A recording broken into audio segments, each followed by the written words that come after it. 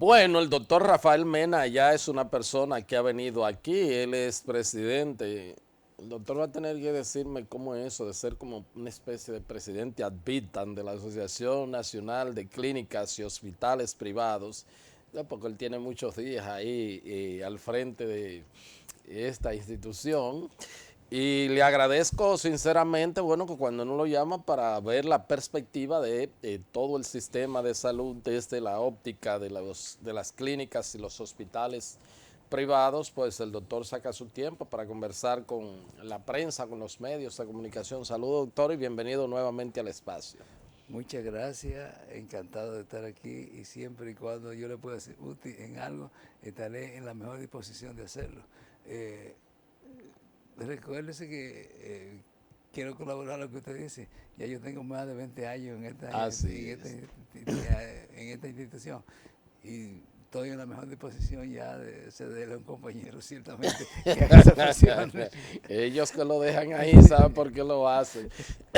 Doctor, aparentemente había una especie de malentendido y vi que usted se reunió con los ejecutivos, con los funcionarios del sector salud, porque a raíz de eh, dispararse los casos del dengue, primero fue el director del servicio que se quejaba de que, bueno, desde clínicas rebotaban o enviaban pacientes a los hospitales, inclusive no con el trato adecuado, y después hasta hubo unas declaraciones de la vicepresidenta de la República, pero aparentemente entonces con la reunión se aclararon los temas y se pusieron las cosas claras en ese sentido. Fíjese, nosotros quisiésemos decirle a la población que nosotros siempre hemos estado dentro de la ley. Y la ley dice que todo el paciente que va a nuestra emergencia, tenga o no tenga dinero, si va en un estado de emergencia, nosotros estamos en el deber de estabilizarlo. Estabilizarlo quiere decir, por ejemplo, que si usted llega convulsionando a una emergencia, hay que parar la convulsión. Ahora, de ahí a que haya que internarlo en una de nuestras instituciones, por ejemplo, en una unidad de cuidado intensivo o en una misma habitación, y usted como tal, como persona, no tiene el seguro adecuado con esa institución, que no están de acuerdo en el programa, usted tiene que ir, después que ha sido estabilizado, usted tiene que ir a la institución que usted está de acuerdo con esa institución que les preste ese servicio. En consecuencia, nosotros no nos negamos, ni nos hemos negado la clínica de Andeclin, quiero que quede eso claro, por eso nosotros decíamos que se digan los nombres. Nosotros no estamos en disposición de dejar que cumplir con la ley, y se lo hemos manifestado a todos nuestros miembros, a nuestra membresía, para que la cumpla como tal. Pero entienda que si usted no califica, después que se le ha estabilizado a su estado de emergencia, la institución no puede asumir los costos suyos si usted no califica. ¿Por qué no puede ser? Porque ¿con qué le pagamos a la enfermera? ¿Con qué le pagamos la energía eléctrica, la alimentación, los medicamentos y todo ese tipo de cosas? Es usted que lo paga, el médico que lo paga. Entonces nosotros quizás pudiésemos decirle digo el médico, no, el paciente, podemos decirle a un médico, mira, un acto de cortesía con este paciente que no tiene este y el otro. Pero esa no es la idea de mantener la institución en este país, porque ciertamente, como usted ha visto, muchas han desaparecido, muchas están quebradas y van a desaparecer si eso sigue así. ¿Cómo no? En el caso específico del dengue, no, porque bueno, todo esto se ha visto porque se han abarrotado los centros de salud pública y los centros de salud privada, o sea, no es verdad que llega, por lo menos en lo que concierne a Andeclips, llega un paciente y ustedes lo envían o lo despachan en condiciones eh, que realmente llegan después a los centros hospitalarios muy mal, en condiciones malas. ¿Ustedes atienden, le dan servicio a pacientes con dengue? Usando el lenguaje del pueblo, dicen que las clínicas los rebotan. ¿verdad? Eso Claro. ese es el lenguaje que dice el pueblo. Pero yo precisamente quiero enseñar a la población que una cosa es brindarle el servicio inmediato que usted necesite, La emergencia. la emergencia. Que sí es bueno aclarar que una cosa es emergencia y otra es urgencia. Son dos cosas diferentes. Ayúdenos a entender eso, doctor, porque bueno, lo que estamos aquí, yo aquí y quienes nos están viendo, somos unos neófitos en eso. ¿Cuál es la diferencia entre emergencia y urgencia? Una emergencia quiere decir que si usted no es atendido, usted se muere. O usted puede evitarlo, porque el hecho de que usted se muera que lo atienda no lo evita a nadie. O sea, Es así. ¿verdad? Pero que podamos nosotros brindar esas facilidades y evitarle a usted la muerte, eso es una emergencia. En lo inmediato, que no espere mañana. Allá. Pero si usted puede esperar y hay otro paciente delante de usted que ha llegado primero o que se está atendiendo en una emergencia y que usted puede esperar 2 o 3 horas, eso es una urgencia. Okay. Pero no una emergencia, son dos cosas diferentes. Por ejemplo, en Estados Unidos, que es donde ha venido este problema fundamentalmente. Yo no sé si usted oye decir que los pacientes en Estados Unidos duran hasta 6 o 8 horas en emergencia, en la sala. Porque ellos atienden primero a las emergencias y después atienden a la urgencia. Entonces no nos podemos nosotros comparar con los Estados Unidos, que es un país rico, el más rico del mundo, y que tiene el mayor desarrollo en eso. Si esos son ellos, ¿qué seremos nosotros? Pero eso no estoy justificándolo, al revés. Nosotros lo que tratamos de hacer es que ciertamente cuando esa situación se nos presenta, tratar de resolver el problema de una manera satisfactoria. Quizá el mismo paciente no se da cuenta que lo que le evitamos fue en lo que pudiésemos, la muerte en ese momento, y se siente frustrado y se siente de una manera que cree que no lo están atendiendo, y usted sabe que eso incomoda y hace que el paciente emita muchos juicios que quizá no sean correctos. ¿Cómo no? ¿Cómo no? Dígame desde el punto de vista de su experiencia, porque tenemos este caso, el dengue es endémico, hay cada 2 o 3 años un brote, un pico que se hace. ¿Qué ha sucedido ahora desde su punto de vista médico, ya al margen del presidente Diane de Clips? Y bueno, ¿qué es lo que debemos hacer para evitar como esos picos tan altos, que sabemos que entre cada 2 o 3 años eso se produce? ¿Cuál es la política sanitaria que deberíamos implementar? Fíjese, yo no sé si usted se da cuenta que no son 2 o 3 años. El año pasado pasó algo parecido con el mismo dengue, y no solamente y 2 años atrás, recuérdese con el COVID lo que pasó, que también nosotros tuvimos la misma situación que confrontar con el COVID. Es un asunto generacional y de criterio. Yo no sé si usted ha oído decir que en la República Dominicana hay un solo clima, que es calor y calor todo el tiempo, ¿verdad?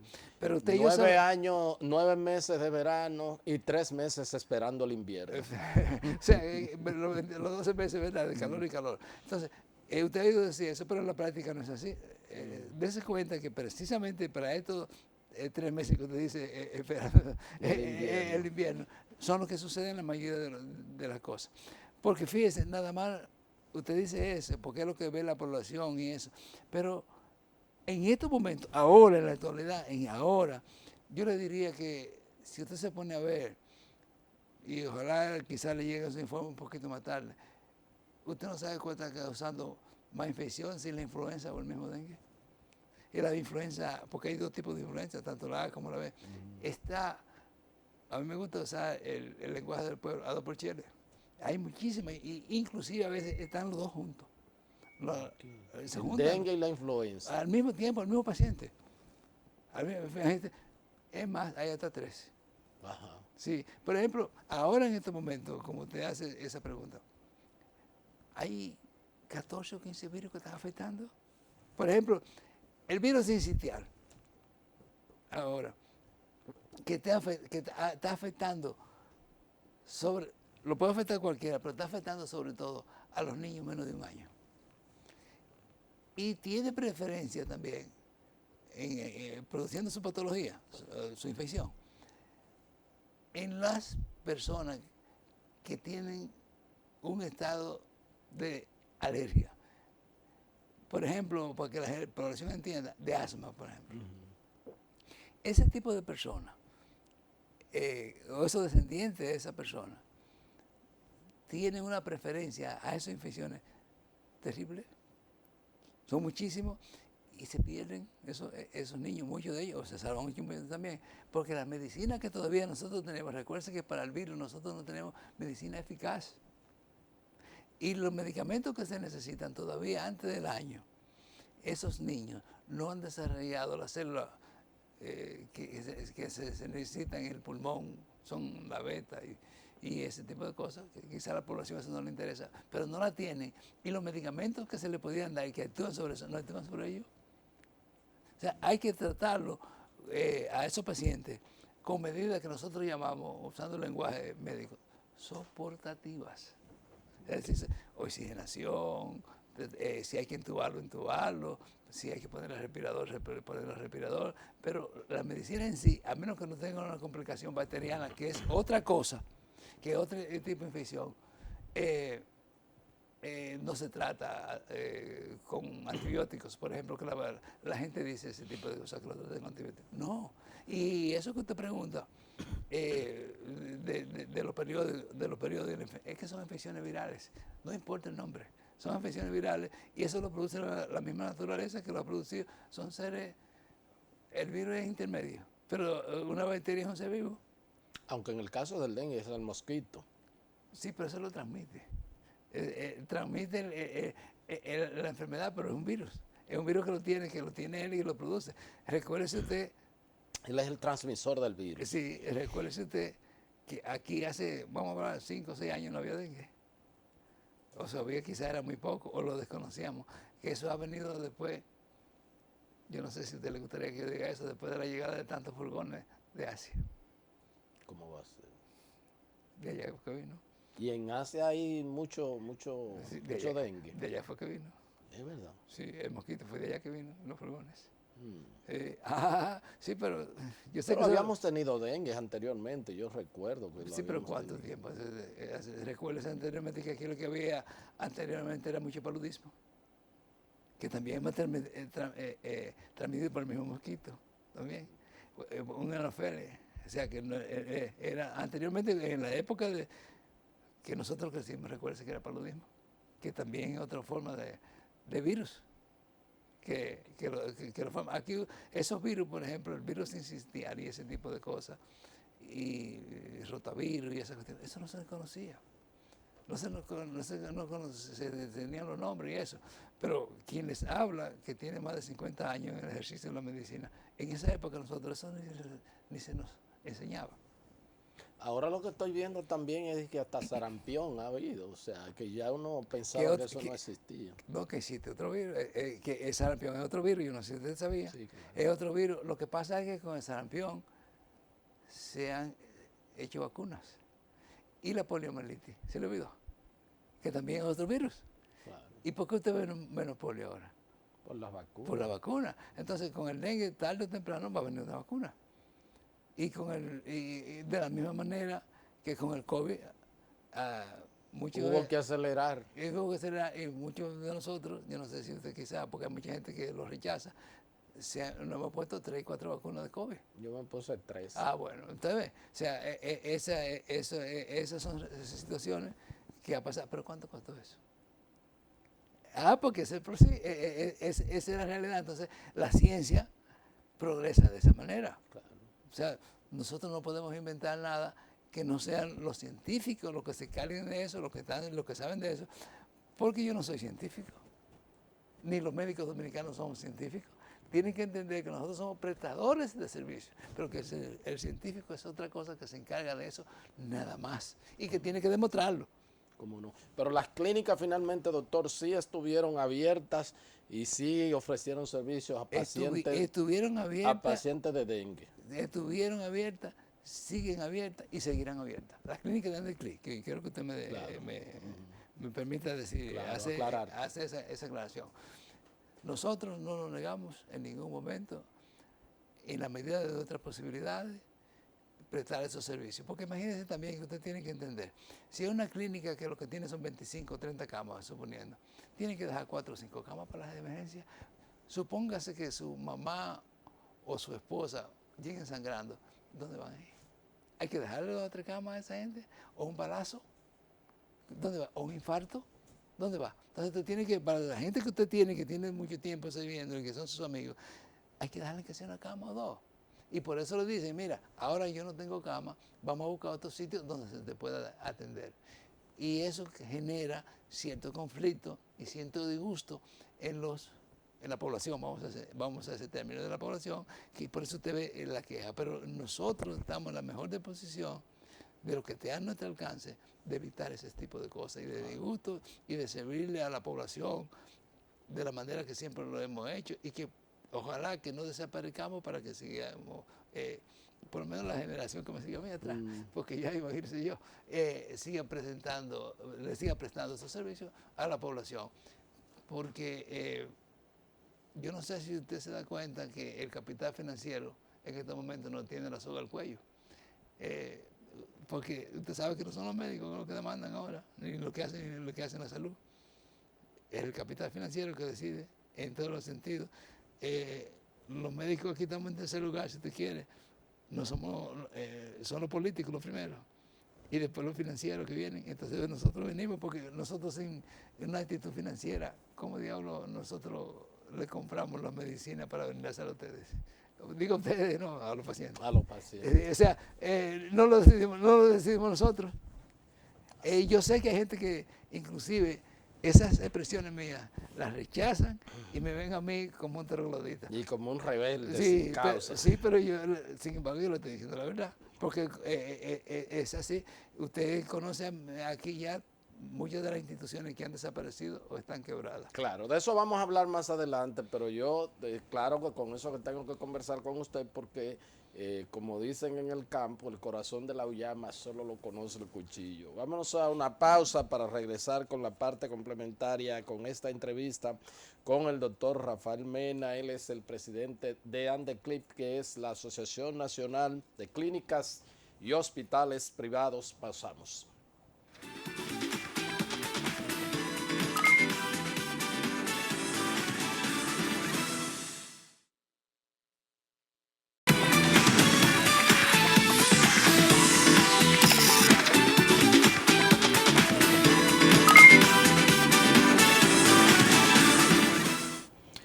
Bien, continuamos con esta entrevista con el doctor Rafael Mena, quien es el presidente de ANDECLIP, que es la Asociación Nacional de Clínicas y Hospitales Privados. Doctor, antes de pasar ya a la situación que siempre analizamos del sector privado en cuanto a las inversiones para el tema de salud, las clínicas en sentido general, además de que la gente se queja de los precios de los alimentos que están altos, también he escuchado quejas y de hecho cuando voy a la farmacia, obviamente yo compro mi pastilla de la presión, que ya uno entiende también el comportamiento del incremento de los precios. La gente me señala que quizás los periodistas no hablamos mucho y en los medios que sí le damos cabida a los incrementos de los precios en los alimentos, pero que en los medicamentos también hay incrementos de precios constantes. Ustedes que tienen una relación estrecha, aunque su área de acción es el servicio hospitalario de asistencia social, pero también las clínicas tienen que comprar medicamentos para cuanto no solamente en las emergencias aplicarlas, sino también en la hospitalización. ¿Han experimentado algunos incrementos en los precios de los medicamentos? Fíjese, sería bueno aclarar que nosotros, para poder aplicar esa pregunta que usted hace, tenemos que comprar 100% los medicamentos. Sí. 100% de lo que, y nosotros no estamos ajenos a lo que es el costo para la población general, es igualito. Ni más ni menos, nosotros somos igual. Lo mismo se podría decir con la alimentación. ¿O usted cree que nosotros tenemos algún almacén o supermercado especial? No, no, no, no, no. Es igual para todo el mundo. Lo mismo que para la población, lo de los farmacéuticos, es el mismo. E inclusive, le podría dar el siguiente dato que quizás le sea útil a usted. En una clínica, a las 3 de la mañana, que esté abierta, y usted va a comprar X medicamentos, si usted verifica, le tiene el mismo costo que una farmacia. O sea, no lo podemos alterar. Ya. Aunque fíjese usted que le digo esto, porque tenemos que tenerlo 24 horas Ya. y tenemos que tener un personal. Claro. Uno no, varios. Claro. Porque son 8 horas de trabajo, en un solo día son 3, y las vacaciones. Claro. Entonces, eso también nosotros tenemos que hacerlo. Y no podemos alterarlo, porque si lo alteramos, tenemos problemas con el control de precios y con los seguros. Porque recuérdese que el seguro también le dice, no, no, tú me estás cobrando 5% más que lo que esta farmacia lo vende.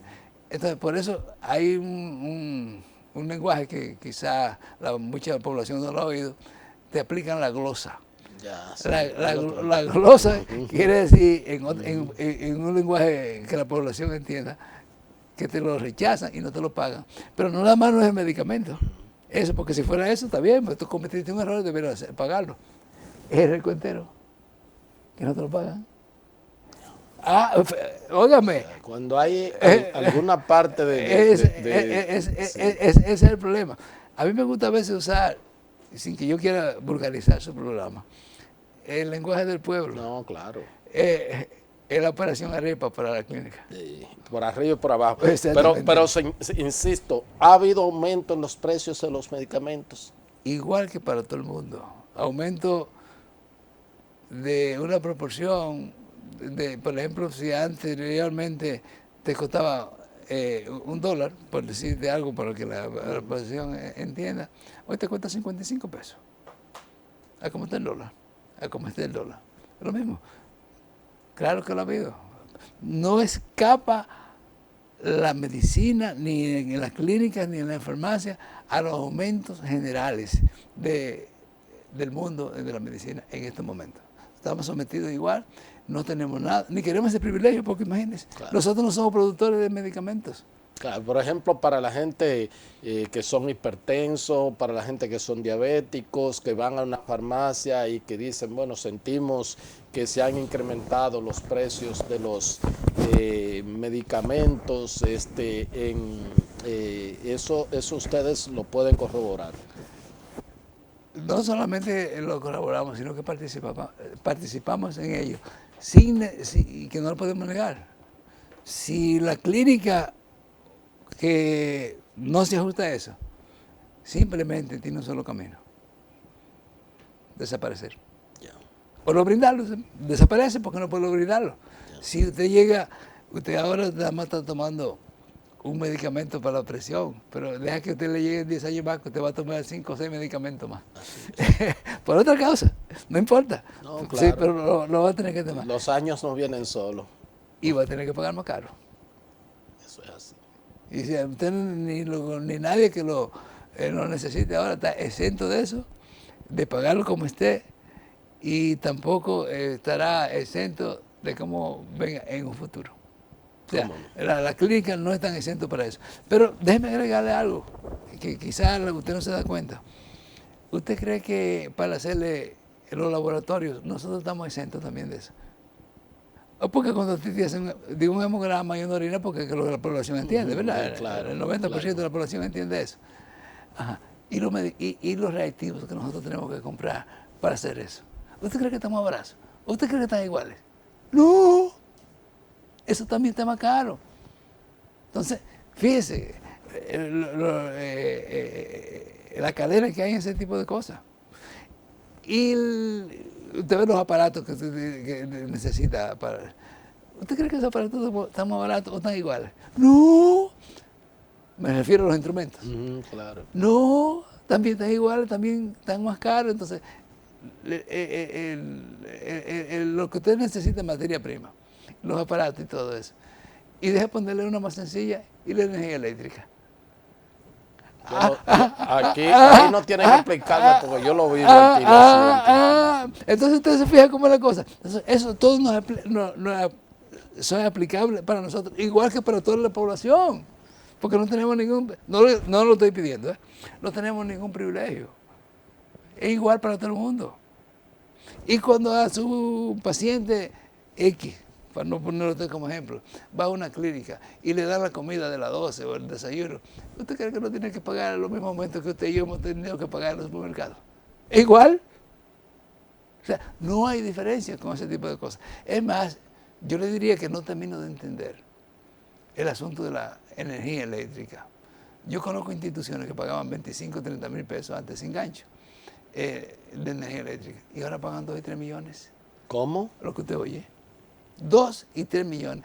Y déjeme decirle que el servicio anteriormente, antes de la privatización de la CDE, en las clínicas, no quiero incluirme en otro sitio, era mucho más efectivo que ahora.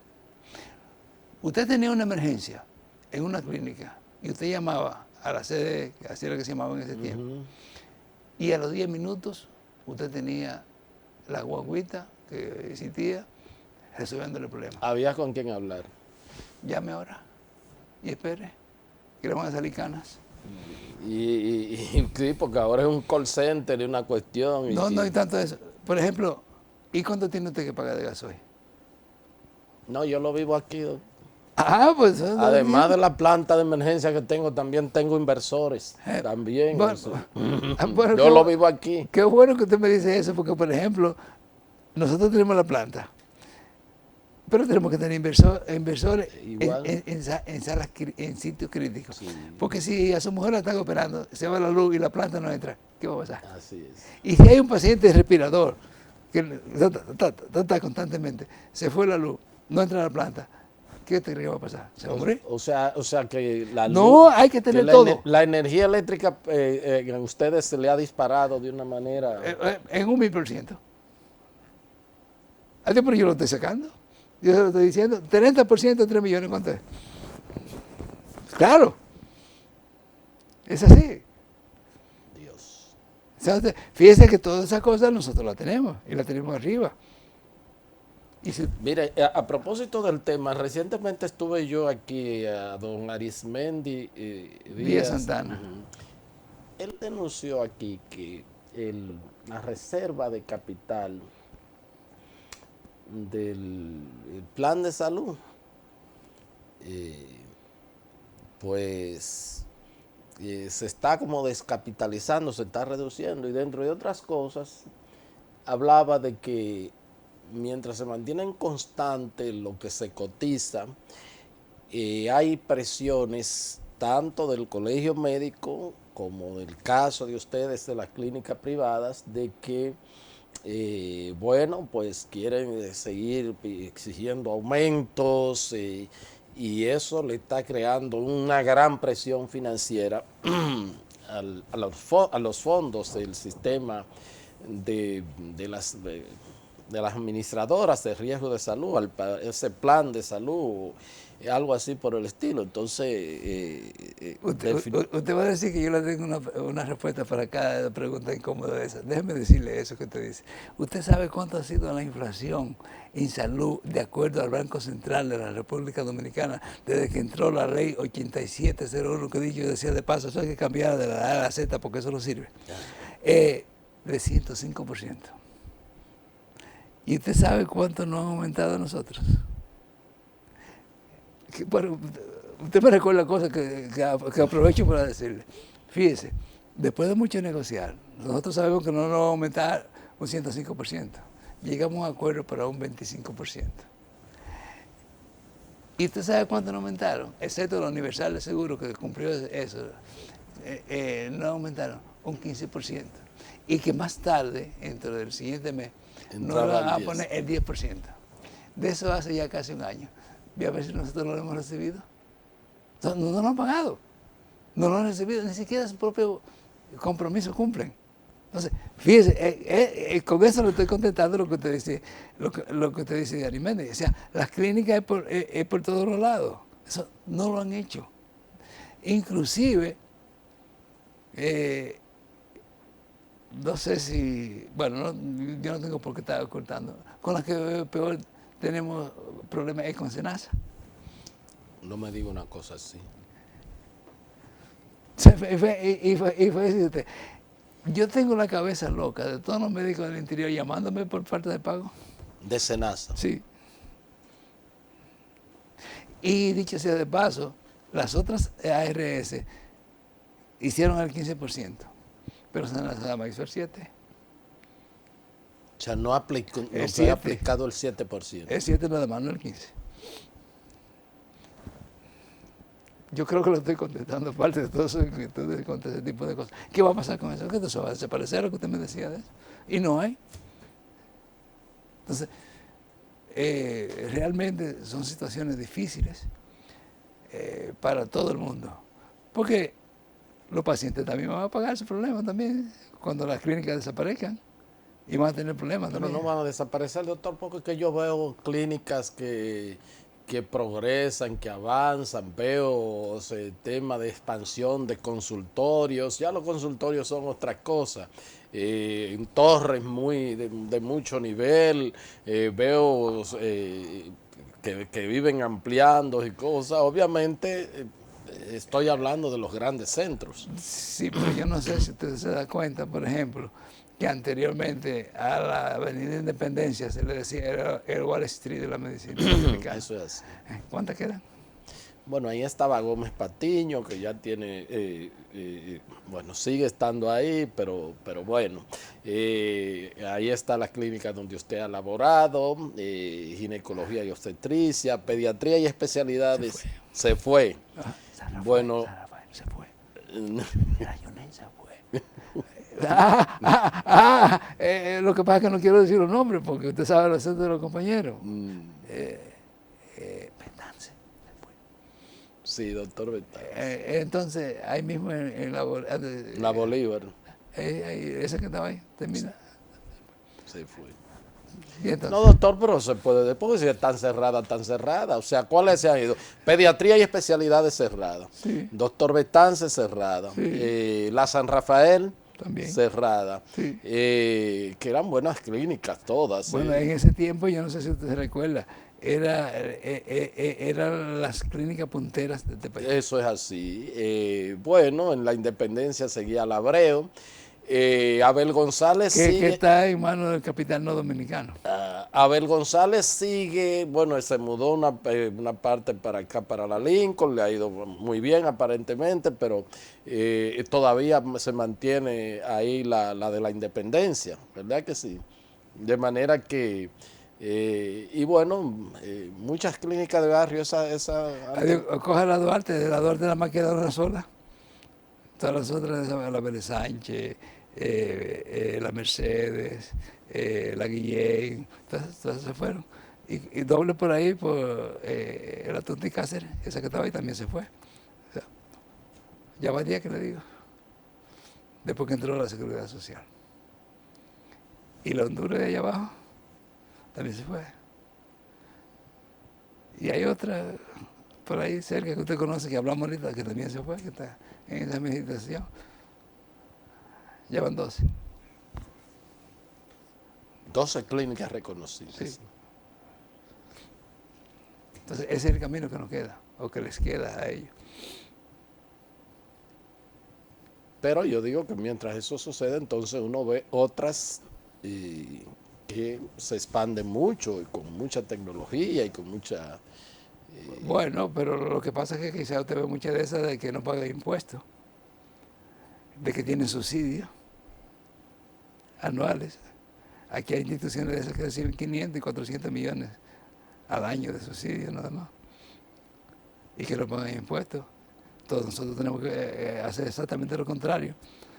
Usted falla en la renta y una 45 que tiene en la cabeza, cualquier cosita. Sí, uno mejor le puede deber a una financiera o a lo que prestan al 20 mensual. Es mejor deberle a ellos y no a impuestos sobre la renta. Entonces, Cobra los intereses más caros que hay, te cierra en cualquier momento. Eso es así. entonces, fíjese, entonces nosotros estamos sometidos a ese tipo de cosas. Y por eso yo le digo que la situación de nosotros se ha creado precisamente para fortalecer al monopolio del capital, ni siquiera la libre empresa del capital. Porque la libre empresa es lo que estamos nosotros hablando, es lo que usted está hablando. Pero usted, es el monopolio que domina la libre empresa. Ya. Entonces, ¿usted cree que ese sistema de clínica que ha existido y que tan buen trabajo, porque, bueno, a veces uno le daba un patatú a cualquiera, como decían en los barrios, y antes de llegar al hospital, no, pero llévalo ahí donde Papi Fernández, decían. Es cierto, a mí me consta eso porque yo trabajé por esa área Sí, en ese tiempo. y entonces el médico lo atendía como quiera que sea, y bueno, si después había que, déjame referirlo al hospital. Eso pasa, eso hace 25, 30 años que pasó. Era así. Se lo digo yo porque yo fui, inclusive, yo tengo ya más de 50 años en la medicina, es más de 60, digo yo. En ese tiempo era así como usted dice, era. Pero eso es historia. Entonces es un sector que usted cree que podría ir al borde de la desaparición. No, que lo están haciendo y lo están llevando consciente a eso. Consciente de eso, porque en un momento determinado que el capital financiero, que el monopolio lo tenga todo, usted es el que ordena, decide y manda. Usted tiene que hacer lo que yo haga o se va. ¿Sí o no? Bueno, doctor, yo no sé, yo quisiera que usted viniera aquí a decir cosas mejor, pero esas son cosas preocupantes, porque eso era parte, esas clínicas eran parte como sus añoranzas que uno tiene. Por ejemplo, yo le digo que viví mucho tiempo en el ensanche Luperón y conocía todas esas clínicas de por ahí y eran parte del pueblo. Parte del pueblo, así mismo es. Y que no existan y que haya sido por un tema de quiebra y de cosas así, de desaparición, eso es muy, muy penoso y muy doloroso a la vez. La población tiene que ver eso. Yo no le digo que quizás si usted me quiere poner a mí de algún privilegio o algo de eso que yo tenga, yo no se lo puedo negar. Pero el 90% está en situaciones de una presión prácticamente calamitosa. Bueno, muchísimas gracias, doctor. Ojalá y tengamos algo en la próxima entrevista más alentador sobre tenemos que ver toda esa realidad y de hecho las autocríticas que debemos hacernos los medios de comunicación, porque a veces potencializamos obviamente una crítica que hacemos, que si hay un rebote, que eso lo convertimos en grandes titulares, pero esa realidad de esa desaparición constante de clínicas que desempeñaron un gran rol ahí, que no ha sido por otra cosa, sino por un aspecto financiero, también amerita una atención seria de nosotros, los medios de comunicación. En ese sentido, no verlo como un negocio privado solamente, bueno, si es privado, bueno, una convivencia, porque vivimos en un país de economía de mercado, pero yo sé el papel que desempeñaban esas clínicas en los sectores. No hablamos del tema de los centros de atención, de primera atención, porque dicen que ustedes se oponen a eso. No, nosotros no tenemos ninguna oposición a eso. Lo que pasa es que su propia ley dice que debe ser libre. Y nosotros sabemos también que lo que están haciendo en esos centros es que para poderlo atender en una clínica grande, como conoce la población o conoce a esta gente, usted tiene que ir primero al centro de atención primaria. Entonces, ¿a usted le gustaría que hicieran eso? Que usted primero, que para que lo entienda el médico suyo, su gastroenterólogo, si usted no va primero donde Juan Pérez, no lo atiende. No, ya yo... No digo o una persona X. Ya con mi relación que yo tengo ya seguro en términos de salud nadie está, solo lo sabe Dios, pero ya es la confianza y el nivel de todo, y, pero usted entiende, y que conoce mi situación. Usted entiende lo que yo le digo. Yo le puse caso suyo de una manera jocosa, si usted quiere. Sí. Pero la realidad es que para que usted sea atendido a otro nivel, primero usted tiene que ir a un médico de atención primaria, no a la libre elección que se supone que debe tener y que usted debe tener con su médico de confianza. Okay. A eso que nosotros no nos ponemos, nosotros nos ponemos otra cosa, a eso, que son dos cosas diferentes y que se tergiversa y se dice que eso, pero eso lo que nosotros estamos diciendo es eso. ¿Cómo no? O sea, usted entiende que eso es, que eso es razonable, ¿verdad que sí? Claro. Porque imagínese, usted está pagando su cuarto y está pagando su seguro, entonces es tal cosa que usted tiene que hacer. Pues entonces no hágamelo gratis. Si usted me va a hacer eso gratis, está bien. Pero con su cuarto, con el dinero, porque entonces la gente... ¿O usted cree que hay algo gratis? De alguna u otra manera somos usted y yo que lo pagamos. Claro. Mientras tanto, el llamado gasto de bolsillo se sigue incrementando porque uno lo sabe cuando uno tiene que ir a un médico. Yo mismo quisiera eliminar esa palabra de gasto de bolsillo, porque eso es una inversión, eso es una creación de la ONU y ese tipo de cosas. Y esa cuestión no son gastos de bolsillo, son gastos obligatorios para el pobre y para la gente y para el pueblo que tiene que buscarlo como sea.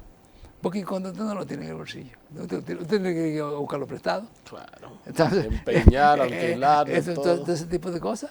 Entonces, tiene que o vender. Sí, porque todo eso pasa. Ojalá, yo conozco ojalá, gente que ha tenido que vender su casa y que ha tenido que vender su... Claro que sí, Entonces, sobre todo cuando son enfermedades catastróficas. Exacto, entonces. Y han tenido que vender todo. Exacto, entonces porque son realidades. Ese es un drama, doctor, muy doloroso. El que no lo ha pasado no sabe lo que eso significa. Así es. O ver morir a usted y decirle, si usted busca tal cosa se puede salvar y usted no lo puede buscar y usted lo ve morir el otro día. ¿Qué le parece? No, eso definitivamente, un mundo así no puede existir. Eso es lo que nosotros estamos tratando de que se equilibre por lo menos. Y que se le busque una solución adecuada y la menos dolorosa para los usuarios.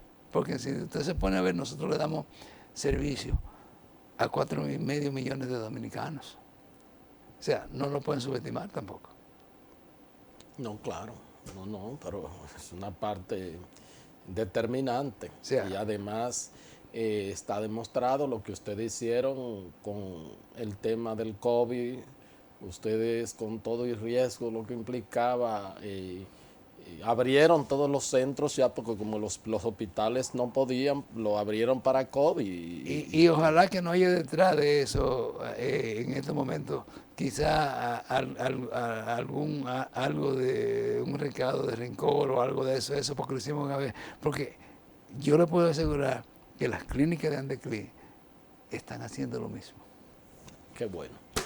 Lo mismo que hicieron con el COVID. En cualquier brote, en cualquier epidemia hacen exactamente lo mismo. Eso se lo puedo asegurar. ¿Cómo no? Gracias, doctor. Gracias a ustedes por haber estado con nosotros y será pues hasta otra entrega de su programa de Agenda.